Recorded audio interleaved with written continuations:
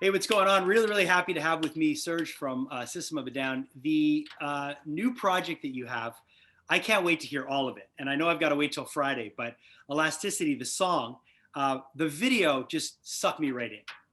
Um, I want to talk about the song, but can we just talk about the video really quickly? Because Sure. that video, there's so much going on in that video.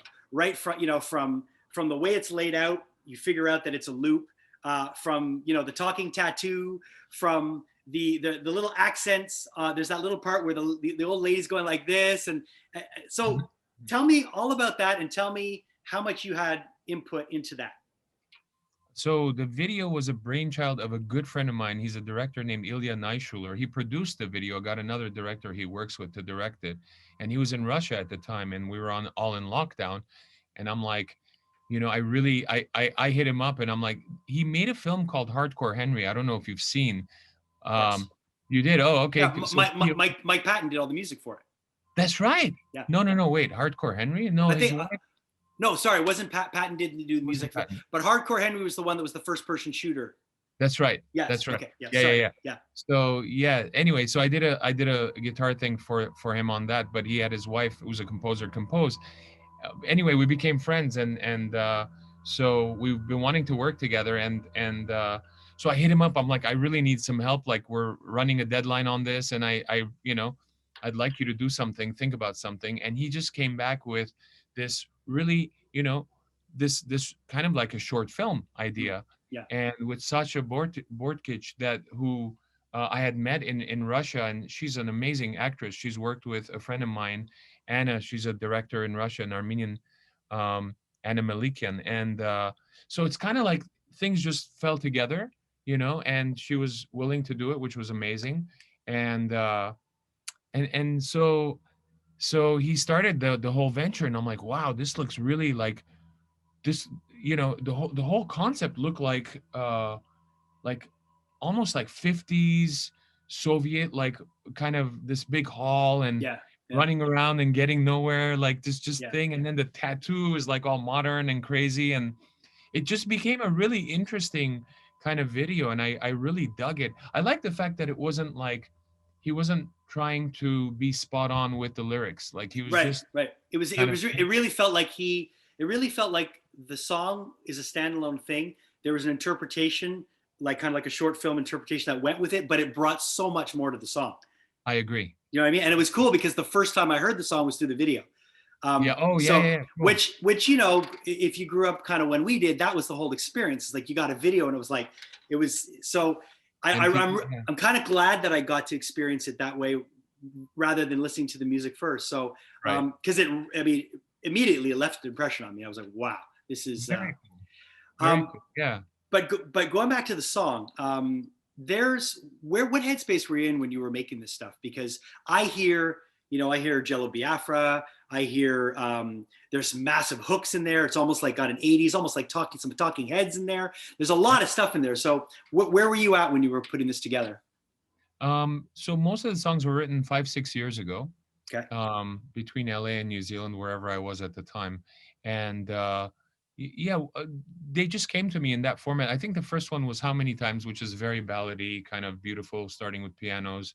And then I want to say Electric Yerevan came next. And that was in 2015, inspired by the Electric Yerevan protests in Armenia. Right. There were protests. The government was trying to raise electricity prices, and the people responded, and the government took back their hike. And so that was a successful little protest. And I was very inspired by it, just seeing young kids standing up to the institutions and corruption and all of that. So I wrote that song. And I think it was that song that made me go, shit, this is very punk rock ethos, like you said. Yeah. Yeah. And it made me think, this is very System-esque. I think I can hear this as a System song in Yeah. a way. Yeah. And that's what made me go, maybe there's something in me as far as writing some stuff for System, Right. maybe that's coming to me, kind of thing. You know how it is as an artist, being Sure. one yourself, that when it comes, right? Yeah. So maybe that's coming. And so these songs started coming that were kind of, that kind of ethos, whether it's your mom, which I love saying, but or or Elasticity, Right. and it's like, wow, this is really cool. So at the time, obviously we couldn't, we tried making things work. We even played around with the songs, but it just philosophically we couldn't see eye to eye to continue. So I just finished off the songs the way that I intended to, and obviously releasing them now. But yeah, it's interesting how that worked out. Well, and it's funny because I know what you mean. Like I can hear how this could be a system song, but hearing you without Darren harmonizing, because usually you guys would go with like that together on the chorus. Yeah. It's kind of nice to hear you on your own like that. Like I really, really like it. I thought I found, Cool. because I know you guys do a lot of that with the two voices together when you sing. So it's kind of more, it was kind of more open. It was different, but I'm really excited to hear the rest of it. So Cool, thanks, brother. I'm excited for you to hear it. Yeah, it's got a lot more arpeggiated synths and pianos and like things that we didn't really pronounce a lot with system. We'd use them, but like, like pianos and strings and stuff, but never really pronounced them. Now it's like more in its place kind of thing, and just different production, obviously. what is your I mean, you obviously do a lot of stuff. I mean, you're a guy who likes to do a lot of projects.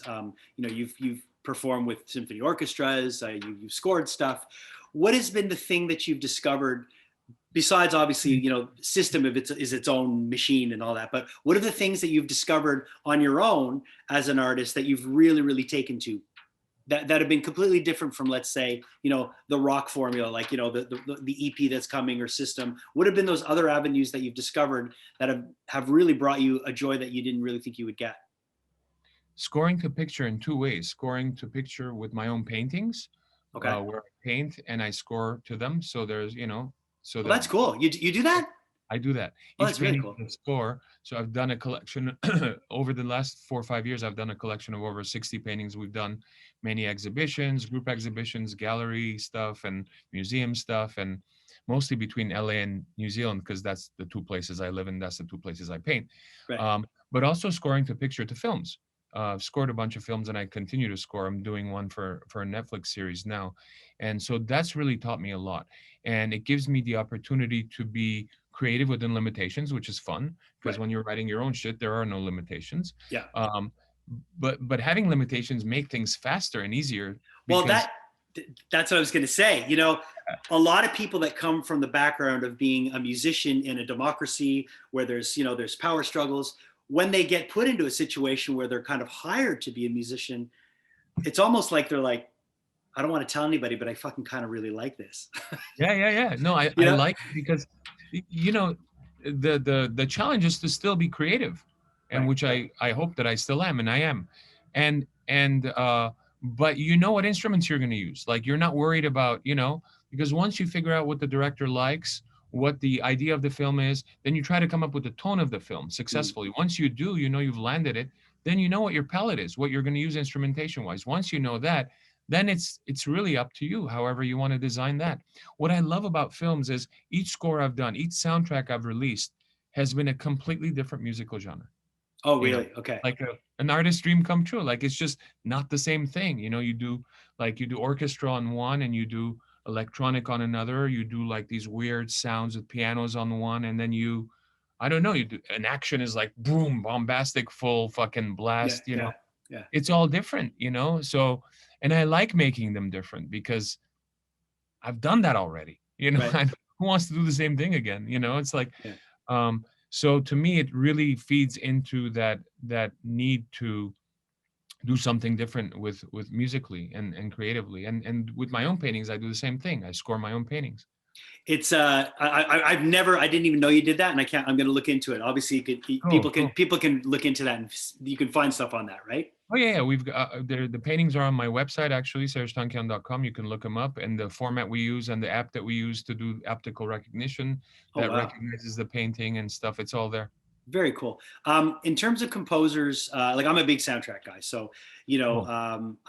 Music in a movie is so important. Like I'm trying to get the Midsommar soundtrack on vinyl right now, and it's impossible to find. But like guys like John Carpenter, so important. Yep. Alan Howarth. The Mandy soundtrack was amazing. So crazy, right? Yeah. Wow. So I love. I really do love all that stuff, and I think it's really cool that you're able to branch out and do that. But I have you here. I got to ask you. I work in rock radio. System of a Down, such a relevant band over the last 20 years. Protect the Land just kind of came out of nowhere, Right. and made a lot of noise when it came out. What was it like for you? Because I know the whole story, you know, and the reasons why you guys came together, and I think it's amazing actually. And you know, the way you guys presented that was great. What was it like to sit in a room with those guys again? It was great. No, I mean, you know, the funny thing is that I see Shavo and John almost all the time. Right. You know, John's my brother-in-law, so I see him like 3 times a week. Our kids are playing together. He's over my house. We're generally over their house. Yeah. And so it's not like we were ever estranged from each other, even when we're not touring. You know. Right. So you're still very close. We're still very close. Yeah. So that's no different. So it's like, hey, what are you having for? You know, what are you eating now? You know, it's like Yeah. it's not. We haven't lost a beat. In terms of just because we haven't recorded music together doesn't mean we've lost that beat because we still see each other all the time. And so it's not that different. It was more of like we had a cause. So we're like, we got to do this. We got to do this quickly. You know, I was in New Zealand. John texted all of us and said, you know, this obviously we had made a statement as a band about the Artsakh war, about Azerbaijan and Turkey attacking, utilizing Syrian mercenaries and killing the young soldiers defending their homeland, their indigenous homeland, as well as their families behind them in Artsakh, Armenian Defense Forces. And, you know, we're like, we have to do something because Azerbaijan also unleashed disinformation campaign and social media bots that were prevalent all over, creating a false parody in the press. So those first few weeks, even BBC and Al Jazeera, like no one, they just kept on saying both sides blame each other for start the war. Both sides didn't start the fucking war. One side did. Yeah. And we know that was, you know, Azerbaijan and Turkey. So, you know, we were trying to get that message out. Right. So for us, it was important. And so John hit us up and said, we got to put out a song because that's the only way we're going to, you know, people have been waiting for it. It'll get some attention for the cause, you know, and we can raise some funds. And it was a great idea. And we all jumped on board.